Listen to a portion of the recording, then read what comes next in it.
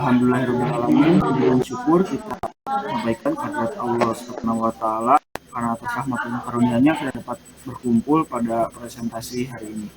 Salam serta salam lupa juga kita junjungkan kepada Nabi besar Muhammad Shallallahu Alaihi Wasallam, kepada keluarganya, sahabatnya, serta kepada kita selaku umatnya sampai akhir zaman.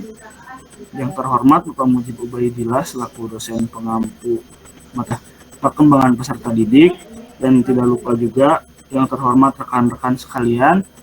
Pada kesempatan kali ini kami dari kelompok 4 akan mempresentasikan materi mengenai perkembangan. Sebelumnya saya perkenalkan dulu kelompok saya. Yang pertama ada Dewi Sekarwangi selaku presentator pertama, Khairunisa sebagai presentator kedua, saya sendiri sebagai presentator ketiga dan moderator, dan yang terakhir Siti Latifah sebagai presentator keempat. Untuk mempersingkat waktu, mari kita mulai. Kepada Dewi Sekarwangi, waktu dan tempat saya persilahkan. Baik, terima kasih kepada moderator yang telah mempersilakan. Nah, kita mulai ya. Bismillahirrahmanirrahim. Yang pertama ada pertanyaan. Apa itu pertumbuhan dan perkembangan individu? Nah, secara bahasa, pertumbuhan dan perkembangan itu berasal dari kata growth yang artinya pertumbuhan dan development yang artinya perkembangan. Namun, di dalam kehidupan sehari-hari, pertumbuhan dan perkembangan ini mudah dikenali dengan perbedaannya. Seperti yang kita tahu, kalau yang pertumbuhan itu selalu dikaitkan dengan perubahan fisik pada tubuh individu. Seperti baik yang bisa dilihat mata atau yang harus dibantu dengan alat. Seperti kayak tinggi badan, bentuk hidung, warna bentuk mata, gitu, terus bentuk muka. Terus yang harus dibantu dengan alatnya itu seperti kayak jumlah kromosom, gitu, komposisi hormon, jenis darah, organ-organ dalam, dan lain-lain. Sedangkan kalau perkembangan itu dikaitkannya dengan pertumbuhan emosional atau pertumbuhan psikologis dari anak tersebut, gitu. Jadi kalau perkembangan ini berkaitan dengan mental gitu, dengan mental seorang individu gitu, atau emosionalnya gitu. Emosional anak itu akan terus berubah gitu. Emosional individu itu akan terus berubah seiring dengan ilmu atau lingkungan yang telah ia gapai gitu, pemahaman tentang lingkungan yang udah ia gapai gitu. Nah, makanya kenapa di sini terkadang pemikiran orang dewasa dan anak-anak itu beda gitu. Nah, ini karena lingkungan dan ilmu serta pemahaman yang dia dapat itu berbeda gitu. Nah, dalam pertumbuhan dan perkembangan individu ini ada terdapat aspek-aspek gitu, aspek-aspek perkembangan individu gitu. Aspek-aspeknya meliputi aspek kognitif, rasa, dan juga moral. Namun pada kesempatan kali ini saya akan menjelaskan aspek perkembangan kognitif, aspek perkembangan gitu. Nah, yang pertama, apa itu aspek perkembangan kognitif gitu? Kognisi kognitif adalah hal yang mana mencakup pemahaman tentang persepsi, imajinasi, pengungkapkan makna, penilaian terhadap sesuatu, dan juga penalaran seorang individu.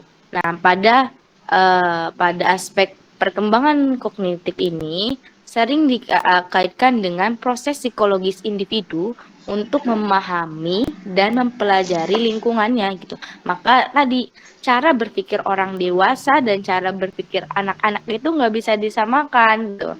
Karena kan proses gitu, yang namanya proses kan dari bawah ya, dari nggak tahu menjadi tahu, nggak paham menjadi paham, menjadi bijak, yang belum bijak menjadi bijak gitu.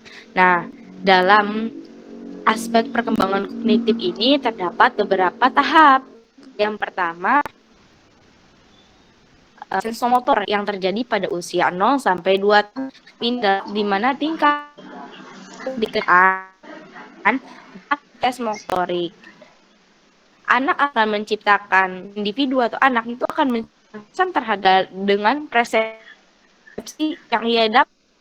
Contohnya, seorang anak dibelikan bola nih, bola basket atau bola yang buat di sepak futsal, bola futsal. Itu kan pasti diajarin nih oleh keluarganya, entah kakaknya, entah ayahnya gitu kan, dengan bagaimana cara memainkannya. Nah, dalam cara memainkan itu kan terjadi interaksi gitu kan antara keluarga gitu kan. Nah, maka kan senang kan anak ketawa gitu kan. Yang belum bisa terus berusaha untuk bisa gitu kan. Ada perubahan-perubahan yang kadang bikin orang dewasa ketawa gitu. Nah, pada saat itu si anak ini akan memunculkan pada dunia itu kayak gini ya. Oh, itu kayak gini ya tuh. Yang kedua itu tahap operasi awal atau prepasional. Terjadi pada usia 2 sampai 6 tahun. Pada tahap ini individu akan mulai menggambarkan objek atau simbol-simbol. Nah, pada tahap ini individu mulai mengaitkan nih simbol-simbol dengan kejadian kehidupan gitu. Nah, contohnya pada saat ini juga seorang anak itu belum mampu menerima persepsi orang dengan baik gitu. Contohnya kan kalau yang namanya anak-anak baru apalagi berada di jalan gitu, simbol baik, relik atau bilang atau apa gitu, pasti nanya itu kan itu apa. Nah kan pasti kan namanya orang tua kan sih simbol di mana nggak boleh putar balik atau ini simbol di mana dilarang parkir, mulai mengaitkan. Nah, padahal juga ini kan mulai ya kayak ini kan kayak SAPAUD atau TK ya. Nah pada saat ini tuh belum bisa menerima persepsi dari temannya gitu, belum bisa menerima persepsi baik, persepsi orang lain dengan baik gitu. Nah operasi terjadi pada usia 7 sampai 11 tahun. Pada tahap ini pemahaman individu mulai berkembang, utamanya dalam keterampilan berpikir dan memecahkan masalah. 7 sampai 11 tahun ini masa-masa kita SD ya, di mana udah mulai dipaparkan tentang ilmu atau pemahaman-pemahaman ya. Nah, di dalam ilmu yang kita dapat, otak kita pun kayak memacu terus gitu. Oh kayak gini. Berarti kalau ada masalah kayak gini harus nah kita tuh ada masalah yang terjadi gitu ya, masalah-masalah kecil yang terjadi kita kan mulai berpikir bagaimana cara menyelesaikan masalahnya seperti itu. Lalu tahap operasi formalitas. Pada tahap ini individu mulai mampu berpikir logis, matematis dan abstrak. Bahkan individu juga mampu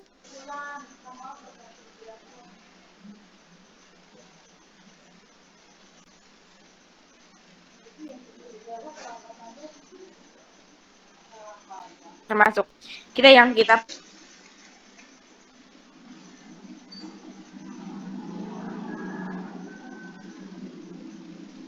dan memahami kadang-kadang dengan menilai orang gitu, karakteristik seorang gitu. Oh berarti dia tuh orang kayak gini gitu kan. Oh berarti dengan orang yang kayak gini saya harus ngadepinnya kayak gini, dengan cara saya bersikapnya harus kayak gini. Dan terkadang kita mahasiswa gitu kan, kita hanya membaca suatu teori langsung kayak otak tuh kayak langsung nangkep gitu kan karena SD, SMP otak kan ditatar gitu kan, pendidikan kita, ilmu kita itu bertahap. Makanya kenapa pada saat ini ketika kita membaca suatu teori dengan bahasa yang mungkin kita mudah dipahami, kita langsung paham, oh teori ini tuh ngehnya materinya ke sini gitu. Yang kedua ya, aspek perkembangan fisik. Nah, aspek fisik dapat diartikan postur tubuh atau perawatan dari individu gitu. Pertumbuhan fisik ini terjadi dari kita di dalam kandungan, dari janin ya kan, dari sel sperma, ovum bertemu terjadi pembelahan lalu membentuk manusia gitu, bayi, membentuk seorang bayi sampai dia sampai organ-organ dalamnya tumbuh, berkembang, lalu lahir ke dunia, lalu dibesarkan oleh orang tuanya gitu, dididik oleh orang tuanya sampai sebesar ini kita kayak gitu kan. Nah, dalam pertumbuhan fisik ini terdapat dua hukum yang berlaku. Yang pertama hukum cephalocodal dan hukum proximodistal. Apa sih hukum cephalocodal dan hukum proximodistal? Nah, hukum cephalocodal yaitu pertumbuhan dimulai dari ujung kepala, berarti ya rambut sampai ujung kaki gitu. Tolak ukur pertumbuhan itu dimulai dari ujung kepala atau rambut sampai ujung kaki gitu. Nah, menurut hukum ini juga bagian-bagian di kepala itu tumbuh terlebih dahulu dibandingkan tumbuh atau berkembang terlebih dahulu dibandingkan bagian-bagian kaki seperti itu. Lalu hukum proximodistal yaitu pertumbuhan itu berpusat dari sumbu proximo ke arah tepi atau distal. Jadi menurut hukum ini kalau pertumbuhan itu bukan dari ujung kepala, dari rambut sampai ujung kaki, enggak, tapi dari alat-alat dari sumbu proximo ke arah distal gitu. Sumbu proximo itu ada apa aja sih, kayak jantung, paru-paru dan yang jadi organ-organ inti, organ yang lainnya gitu untuk melengkapi. Lalu yang ketiga itu aspek perkembangan psikomotorik. Nah, aspek perkembangan psikomotorik adalah pengembangan atau pengendalian individu terhadap pengendalian gerak tubuh dalam sistem koordinasi yang baik, syaraf, otot spinal cord.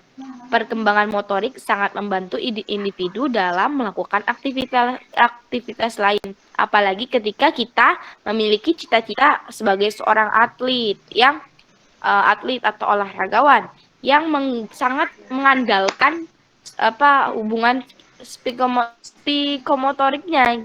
Kan kalau yang namanya olahragawan kan olahragawan atau atlet kan yang dibutuhkan ketepatan, kecepatan tuh kan intinya begitu. Kayak misalkan bulu tangkis gitu kan, bulu tangkis kalau kitanya kalau psikomotor kita kurang tuh nantinya nggak kalah terus gitu, nggak bisa nangkis serangan dari lawan gitu.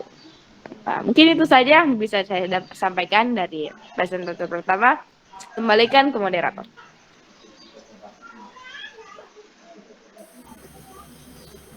Baik, terima kasih kepada presentator pertama. Selanjutnya kita sambung ke presentator kedua. Kepada Khairunisa, saya persilahkan.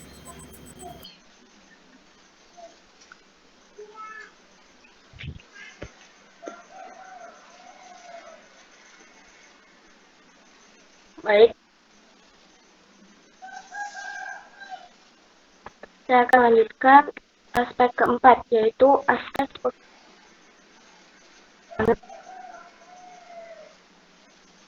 emosi. Sebuah keadaan pada individu yang berhubungan dengan kondisi efektifnya dengan tingkatan yang lemah atau kuat. Keadaan efektif dapat dimaknai dengan perasaan sedih, senang, bahagia, terkejut, dan lain-lainnya.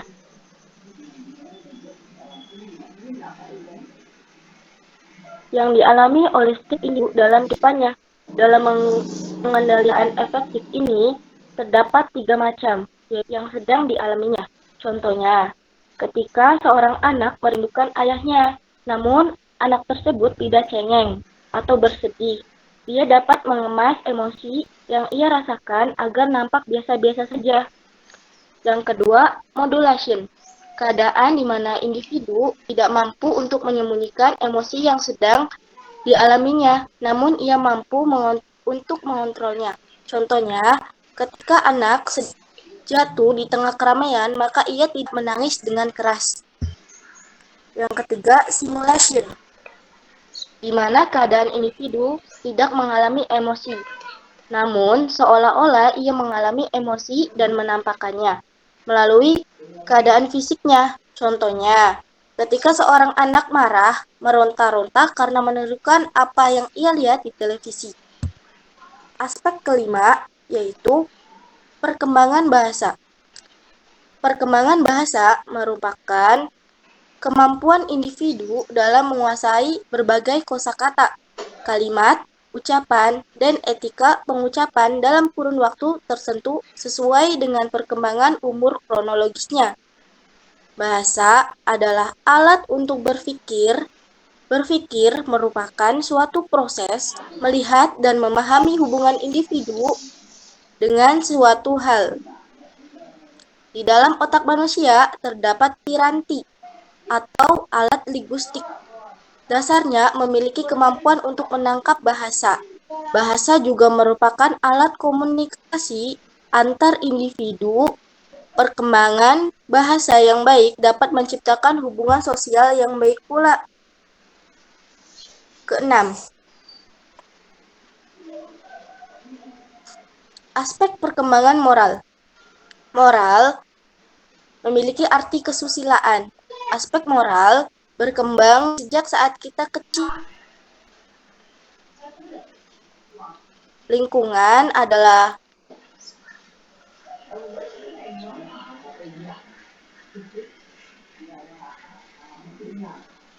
dan keluarga adalah penentunya. Individu akan menirukan apa yang biasa dilihat setiap harinya, lalu akan berkembang menjadi perbuatan atas prakarsanya sendiri. Perbuatan sendiri ini dilakukan karena adanya kontrol dari luar dan akan berkembang menjadi kontrol dalam diri individu itu sendiri. Tingkatan tinggi dalam moral adalah ketika ingin melakukan kebaikan. Kebaikan yang dilakukan karena inisiatif sendiri, mengikuti kata hati nurani tanpa imbalan atau pujian. Mungkin bisa saya sampaikan, saya kembali ke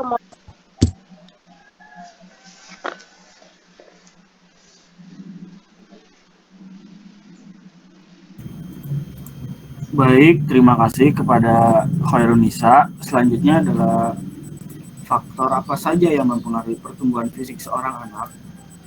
Faktornya terbagi menjadi dua. Ada faktor internal dan ada faktor eksternal. Faktor internal terdiri dari umur, jenis kelamin, kelainan genetik, dan kelainan kromosom. Sedangkan faktor eksternal terdiri dari kandungan gizi, stimulasi psikologis, dan sosial ekonomi. Selanjutnya, faktor apa saja yang mendorong kelanjutan motor skill anak? Terdiri dari 4 faktor. Di antaranya yang pertama, pertumbuhan dan perkembangan sistem syaraf.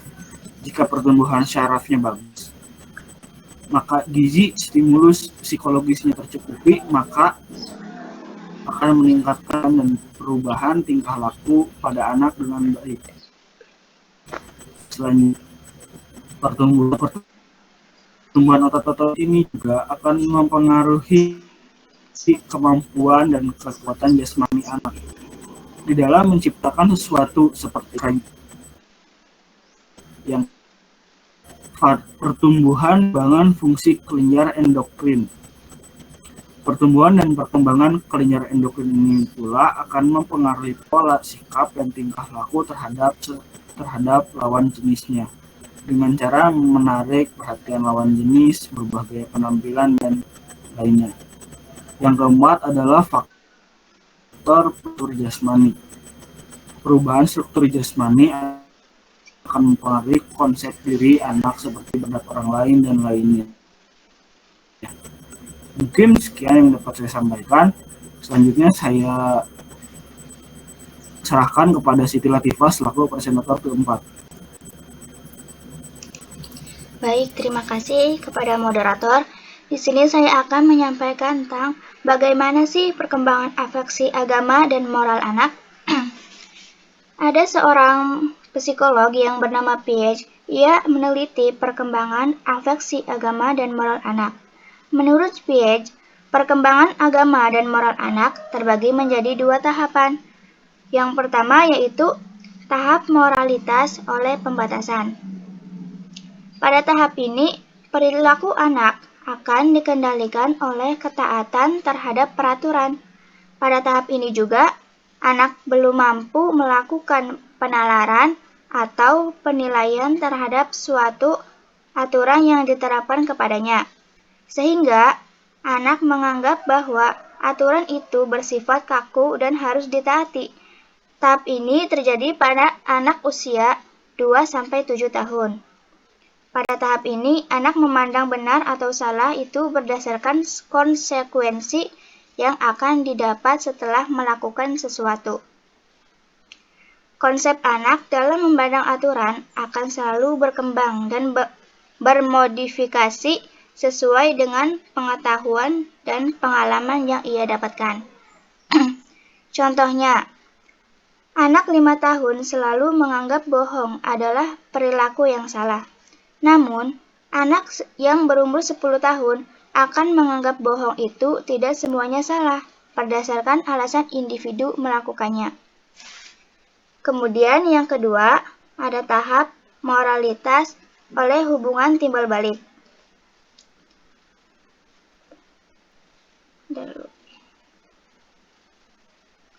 Nah, pada tahap ini akan adanya perkembangan pada kognitif operasional formal, yaitu tahap di mana anak mampu berpikir secara abstrak, memahami, memecahkan masalah berdasarkan asumsi atau teori yang ia dapat. Terdapat 3 tahap pada kognitif operasional formal. Yang pertama yaitu tahap prakonvensional.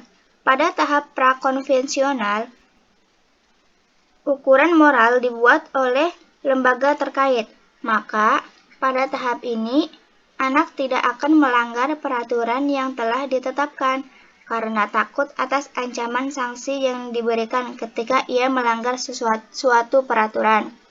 Yang kedua, ada tahap konvensional. Pada tahap konvensional ini, anak akan dituntut untuk menaati peraturan yang telah disepakati bersama.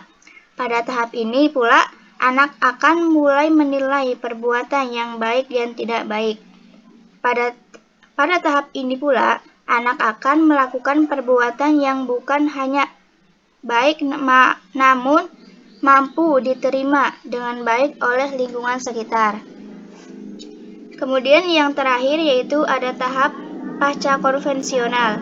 Pada tahap pasca konvensional, ini anak akan mematuhi peraturan untuk menghindari hukuman sesuai dengan hati nuraninya.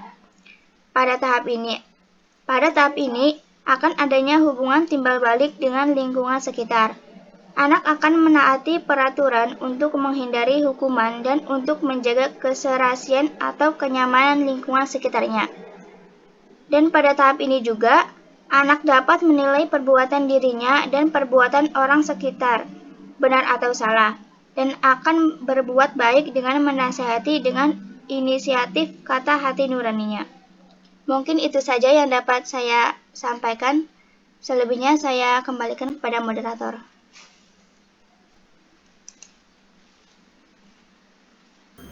Terima kasih kepada Siti Latifah yang telah menyampaikan materinya.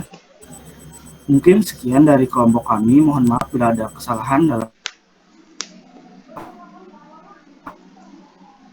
ucapan atau perbuatan.